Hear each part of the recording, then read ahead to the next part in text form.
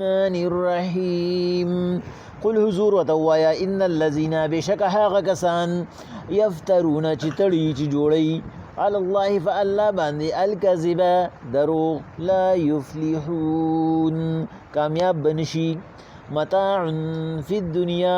لگا فیده دیوالی د ژوند د دنیا نه ثم الینا مرجعهم بیا موږ طرف ته واپس دا ثم نذقهم العذاب بیا به موږ اوسکو عذاب الشدید سخت بما كانوا يكفرون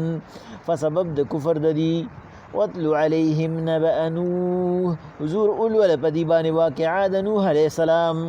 اذ قال لقومه کله چې خپل قوم ته یا قوم ای زما قوما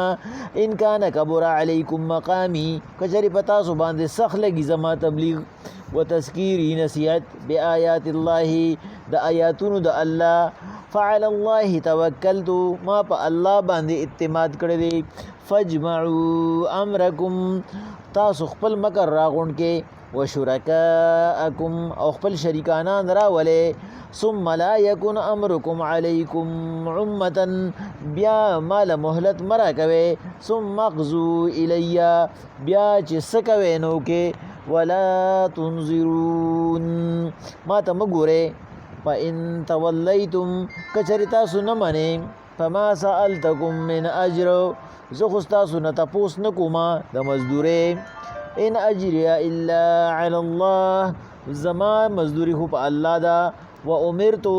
او ماته حکم کړی دی ان اكون من المسلمین چې زه اول د تابعدارو نشم الله باغوی پیغمبر علیه الصلاۃ والسلام قل اوایت ان الذين بشک هغه کسان یفترون علی الله الكذب چې په الله دروغ تړي لا یفلحون کامیاب بنشي متاع فی الدنیا لګه فایده دی والی د ژوند د دنیا نه ثم الینا مرجعهم بیا موږ طرف ته واپسی دا ثم نذقهم العذاب الشدید بیا به موږ اوسکو عذاب سخت بما كانوا يكفرون په سبب د انکار د دی الله باغوی پیغمبر علیه الصلاۃ والسلام چې اغي دا قسم دروغ جوړي چې نعوذ بالله الله لره اولاد دي الله لره شریکانان دي او ذمہواران دي د الله پاک نه ما سیوا د کائنات په اختیار کې بل څوک شریک دی دا قسم خبر چې څوک کوي نو متاع فی الدنیا کله دې خبرو وته لګنه فملاویږي ملو دي شوره په دې خبرو باندې بدی سوږي دنیائی مفاد به حاصل کی دنیائی د لګ ټیم لپاره به عزت حاصل کی لګ سات لپاره به خوشحالي حاصل کی حاصل لګي زکه چې دا مستقل سیز نه لري دا د خاتمی سیز دی دا به څومره ډیر دولت بدی را جمع کی اخر ثم الینا مرجعهم من طرف ته را واپس دا ثم نذقهم العذاب بیا به موږ اوسکو د دې سکنې نه مقصد څه دی کوم ځای کې چې عذاب راځي دالته کې الله پاک د سکنې خبره دی یعنی الله پاک وی چې دنیا کې کوم لګ سکنه هغه سیسته وي چې ته صرف چې کم دینو هغه معلومه هغه سیمپل چې وته وي د سکنې ته موږ د عام تلفظ کې چې کم دینو سیمپل وایو چې یو سیمپل دی والی د غسیزو او هغه کله دی چک دی نو دی د هغه په وجه باندې هغه ټول پروډکټ بیالي دی ویرا دا مزیدار دی دا ټول بخولي الله وی په دنیا کې منګ دل لګ د خپل عذاب او د خپل سزا نه صحیح حصہ ورکړی دا چې هغه په د تکلیف دی په د پریشانی دا یا مالی لحاظ سره یا بدنی لحاظ سره یا افرادی لحاظ سره نو هغه د سکلی دا او د خوخه کړی دا دا پته لګي دلی د بای دا شیز د تکلیف او داغه نه باوجود هم داغه تکلیف غسري نو مقصد داري د باندې غسکنه خلګي دلی دا اوس به موږ هغه ټول چې کم نه اوخرو اوس به هغه ټول سزا ته موږ وروان دي کو بما كانوا يكفرون په سبب د انکار د دی چې موږ دا خبره کړې و چې دا د الله پاک په دنیا کې چې الله پاک تعالی کم جلک درکې د عذاب دا ګوري هغه سلام یې سم نه ده د آخرت داغي او بیا د دنیاي مفاد خو کړیو او د آخرت هغه عذابونه یې ير کړیو الله پاک پیغمبر علیه الصلاۃ والسلام د تسلی ورګي کله چې واقعیا راشي نو موږ بدی کې ویلو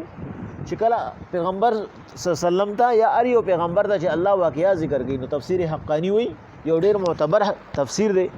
هغه وی په دې کې درې خبرې مقصدی یو د پیغمبر لپاره پای کې حوصله چې اے پیغمبر کچره ته تبلیغ کې تا ته په دې باندې د خپل قوم د طرف نه مسلې جوړېږي تا ته تکلیف در رسي نو مخکنو قومونو هم داسې کړو نو هغه ما هلاک کړي نو ما سزاګانې ورکړي نو هغه ته پکې حوصلې ته خپل کار جاري ساته زه به خپل کار جاري ساتم او دې دې په خپل کار کې لګیایي پته به ولګي او دویمه خبره دی چې په هغې کې نصیحت د هغه موجوده امت لپاره چې ګورې مخکنو خلکو داسې کړو خو مقابله یې ګورې نه وکړې د الله مقابله ګورې څوک کولی نه شي دا خبره ګورې واورې هغه قومونو هغې ډېر اوچت اوچت ټوپونه والي وو خو اخره کې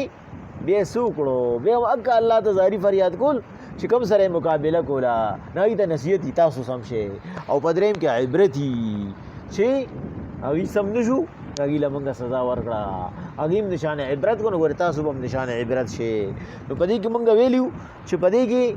دوه واقعګانې الله پاک ذکر کوي یو د نوح علیه السلام ده چې دا ډېره وړه ده تقریبا نیمه روکو ده ایو د موسی علیه السلام ده چې هغه تقریبا یو نیمه روکو ده بیا سوره هود چې دی په هغې کې الله پاک د نوح علیه السلام واقعه په تفصیل سره ذکر کوي او د موسی علیه السلام هغې له صرف هیډنګ ورکوي الله وایي وتلو علیهم نبأ نوح دې ته بیان که واقعه د نوح علیه السلام د نوح علیه السلام واقعات مونږ ویلي وو زمونږ استاد جي به خبره کوله حضرت عبدالرازق شیخ صاحب الله دې وبخي چې قرآن کې بعضې واقعات بار بار راځي نو چې ته هره بیره تفصیل کې نو هغې نه بیا د بنده زړه مړېږي یاره دا خو یې بله ورځ هم استاد جي کړی دی بیا کوي یاره دا بیا هغه زړه کیسه ده نو په دې وجه باندې وایي تاسو چې یو پیره تفصیل وکړئ نو په هغې باندې اکتفا کوئ نو موږ به په مخکني تفصیل باندې اکتفا وکړو د نوح علیه السلام په باره کې موږ ته ښه معلومات دي الله پاک وایي اذ قال لقومه کله چې هغه وویل خپل قوم ته یا قوم ای زما قومه ان کانه که چېرې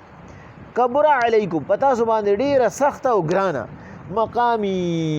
بلنه زما مقامي اصل کې مقصد چې کوم نه دی کې هغه د قیامي نه دی ودرېدل وته ویلی شي که زما ودرېدل چې زه تاسو ته ودرېږم او هر وخت له دعوت در کوم چې ګورې الله یو منې الله سره شریک مه جوړوئ ستاسو ګورې دا یود عوس او عوق چې کوم دی دا ګورې تش نومونه دي دي ګورې هېڅ هم نشي کولی دا نثر هم څه نشي کولی نو که چېرې تاسو باندې زما دا ودرېده چې دي او دا بلنه دا به تاسو باندې سخته لګي ګرانه وي و تذکیر یو زما دا نصیحت کول چې سم شئ ګورې سم شئ نو بآیات الله په احکاماتو د الله باندې نو فعلى الله توکلت زما طرف نه کلم کله چیلنج دی چې ما خو په الله اعتماد کړی دی او تاسو پې نه کوئ نو فجمعوا امرکم پس را ټول شئ ټول راغونډ شئ په خپل مکر کې ټول راغونډ شئ او منصوبه جوړه کړئ ما ته وشرکاؤکم ځان سره د خپل شریکانان هم ملګري کړئ چې ستاسو په یقین دی چې د دین څه حصه شته دی ثم لا یکن امرکم علیکم عمة بیا په خپل سزا کې مالا یو لحظه مګورئ عمة د سترګو رب کې راتم مګورئ د سترګو د رب عمره مهلت رالم مرا کوئ ثم اقضوا الی بیا زما په باره کې فیصله وکړئ ولا تنظرون مهلت مرا کوئ داسې یو پیغمبر چې د هغه په 9.5 کاله کې صرف اتیا یا یو اتیا هغه امتیان دي او ټول خلک یې خلاف دی او آبادي ټوله د 2000 نه سیوا ده او هغه هغې ته کله چیلنج ورکوي لاسم آزاد د دې نه به موږ پښتو کې اخري او ښکلې لنډه معنه دا وایو چې هغه وایي که زما بلنه په تاسو ښه نه لګي که زما نصیحت په تاسو ښه نه لګي که د الله احکامات در باندې ښه نه لګي نو ما په الله توکل کړی دی نه پرېږدم تاسو راجمع شئ ما له ټایم مه راکوئ ما ته مه ګورئ نو د دې لنډه معنه شوه لاس هم آزاد دی چې څه کوئ نو هغه وکړئ زه به خپله خبره کوم الله چې پیغمبر رالیږي دا پیغمبر بهادر په هغه پیغمبر کې دوه خبرې لازمي یو هغه د هغه بهادري او دویمه د هغه په زړه کې لالچ نی بغیر لالچي چې څوک چا کې دا دوه قسمه کوالټۍ نه دا د پیغمبرانو کوالټۍ دي او پیغمبران د الله پاک خصوصي بندګان دي نو چې چا کې دا دوه کوالټۍ راشي چې یو خوا کې بولډنس یې وایي د حق خبره کېږي نو که د هغه پکې سر ځي هم حق وي بای ځینې که زما سر دې پکې لړ شي که نه خو زه به حق وایم دا د الله خبره ده د رسول خبره ده لکه څنګه چې دلته کې نوح علیه السلام کې هغه بولډنس و د حق ویلو هغه طاقت و پکې بای که تاسو هر څه کوئ نو کوئ زه به خپله خبره جاري ساتم او دویمه هغه کې به لالچ دي هغه مقصد به دا نه وي چې ما له به څوک پیسې راکړي ما ته به څوک سیټ پرېږدي ما ته به څوک آفر وکړي یا بل څه نه دغه مقصد صرف هغه د الله پاک رضا وي. لکه دلته کې چې ورته نوح علیه السلام وایي فإن تولیتم که تاسو بیا هم نه منئ زما خبره نه منئ نو فما سألتکم من اجر ما دنه پیسې خو نه دي غوښتي زه ستاسو نه په دې دعوت پیسې خو نه علم چې ګنې ما باندې به پیسې بندې شي. ان اجریه الا علی الله زما بدله د مهنت په الله ده. یعنی پیغمبر کې بلالچ نه نو چې په یو انسان کې لالچ نه او پای کې بولنے سوای ناغا اولئک انعم الله دا په هغه کسانو کې راځي چې الله پاک وي چې هغه باندې ما انعام کړل من النبیین والصدیقین والشهداء وحسن اولئک رفیقا. الله وی دغه خپل مرګري دي دا سړی به داږي سره مرګري. ځکه چې نوح علیه السلام ته دویمه خبره ده څه کوي بای زما ستاسو نه لالچ نشته چې ګنې تاسو به زما خلاف شي نو زما لنګر به بن شي په ما باندې به اړه بند شي شکرانه به را باندې بند شي نه ما ستاسو نه غوښتې کله ده اخو اسم په الله ده الله به راکوي. زما مقصد خو څه دی صرف او صرف دا دی چې امرت ان اکون من المسلمین. الله ما ته دا حکم را کړی دی چې زه اول غاړه کېږدم او چې زه کله غاړه کېږدم په خپله باندې په ما کې دا طاقت راشي چې زه تاسو لم دعوت درکړم چې زه الله پاک را لېږلی ما سره خو ډایرک خبرې کوي او تاسو کې د ډایرک خبرو هغه تاب او اهلیت هغه عمر نشته په دې وجه تاسو به زه پوه یم چې تاسو مو غاړه کېدی. صرف او صرف دا مې مقصد دی. اوس تاسو خپله وخه ده که غاړه ږدې نو د الله پاک په تابعینو بندګانو کې به راشئ او الله به دله اعلی مقام درکړي او که غاړه نه ږدې نو الله پاک د ستاسو د اوټ ضرورت نشته تاسو ځان له نقصان وکړو الله پاک به دله د دې سزا درکړي. بسم الله الرحمن الرحیم قل حضور وتوایا ان الذين يفترون على الله الكذب هغه خلق چې په الله دروغ جوړي لا يفلحون کامیاب بنشي. متاع فی الدنيا لګه فایده ریوالی د دنیا نه ثم الینا مرجعهم بیا موږ طرف ترا واپس دا ثم نذقهم العذاب الشدید بیا به موږ اوسکو سخت عذاب دوزخ بما كانوا يكفرون په سبب د کفر د دی. واتلو علیهم نبأ نوح حضور په دې باندې واقعا ذکر کړه نوح علیه السلام اذ قال لقومه کله چې خپل قوم ته وی یا قوم ای زما قومه ان کان کبر علیکم مقامی کچری تاسو باندې سخت لګي زما بلنا و تذکیری او نصیحت بیاات الله په احکامات د الله سره فعلى الله توکلت نو ما خو په الله اعتماد کړی دی. فاجمعوا امرکم تاسو خپل تدبیر جوړ کړئ او شرکاءکم ځان سره خپل شریکانان را یوځای کې ثم لا یکن امرکم علیکم عمة بیا مال یو لحظم مرا کوي ثم اقضوا الی بیا زما بارک فیصله وکړئ ولا تنظرون او مال مهلت مرا کوي. فإن تولیتم او کنا فرمانیم وکړه نو فما سألتکم من اجر ما ستاسو نه په دې باندې څه پیسې خو نه دي غوښتي. ان اجریه الا علی الله د دې بدلې په الله دی. و امرت ان اکون من المسلمین او ما ته حکم کړی دی چې زه اول د تابعدارو نشم